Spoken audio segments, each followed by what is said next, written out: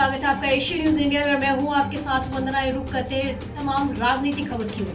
कांग्रेस का संकट खत्म होता दिख रहा है। महाराष्ट्र में महाविकास आघाड़ी की सरकार में कांग्रेस भी शामिल थी और यह सरकार गिर गई। अब बगल के राज्य गोवा में कांग्रेस के कुल 11 विधायक टूटते दिख रहे हैं। रविवार को गोवा कांग्रेस ने कहा है कि बीजेपी गोवा में उसके कुल 11 विधायकों में से 2/3 को अलग करने की कोशिश में लगी है। कांग्रेस के सीनियर नेता गिरीश चडनकर ने दावा किया कि एक विधायक को 40-40 करोड़ रुपए का ऑफर दिया गया है। हालांकि बीजेपी ने इन आरोपों को खारिज किया है।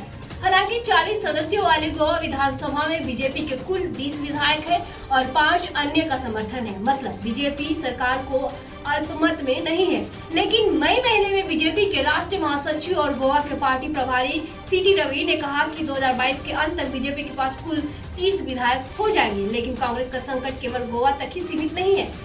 झारखंड में कांग्रेस और राष्ट्रीय जनता दल के समर्थन में चल रही हेमंत सोरेन की सरकार को लेकर भी कई तरह की अटकलें हैं। अंग्रेजी अखबार इकोनॉमिक टाइम्स की एक रिपोर्ट के अनुसार महाराष्ट्र में महाविकास आघाड़ी की सरकार गिरने के बाद झारखंड में हेमंत सोरेन की सरकार को लेकर भी सस्पेंस बढ़ गया है।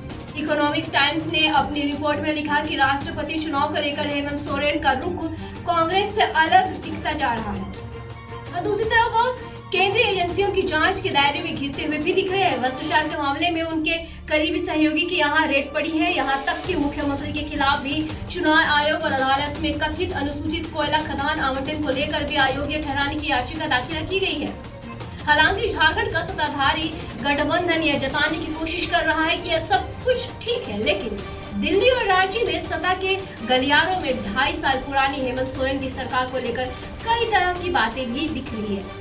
राष्ट्रपति चुनाव में द्रौपदी मुर्मू को वोट करना जेएमएम की मजबूरी है क्योंकि वह संथाल आदिवासी है।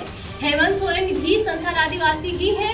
द्रौपदी मुर्मू झारखंड की राज्यपाल भी रही है। लेकिन इसके अलावा एक तथ्य यह भी है कि आदिवासियों को लेकर संवेदनशील रहने वाले जेएमएम ने 2012 में बीजेपी के साथ गठबंधन रहने के बावजूद एनडीए के जनजाति उम्मीदवार पीएस संगमा के बदले यूपीए के प्रणब मुखर्जी को राष्ट्रपति चुनाव में समर्थन दिया था।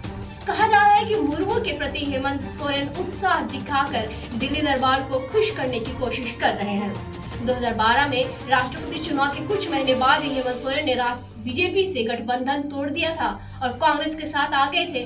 कई लोगों का कहना है कि इस राष्ट्रपति चुनाव के बाद भी झारखंड में हेमंत सोरेन को कुछ उलटफेर कर सकते हैं। इसी खबर के साथ हमसे बने रहने के लिए आपके शुक्रिया। फिर से हमसे बने रहे अलग खबरें के साथ में। तब तक देखते रहे एशिया न्यूज इंडिया।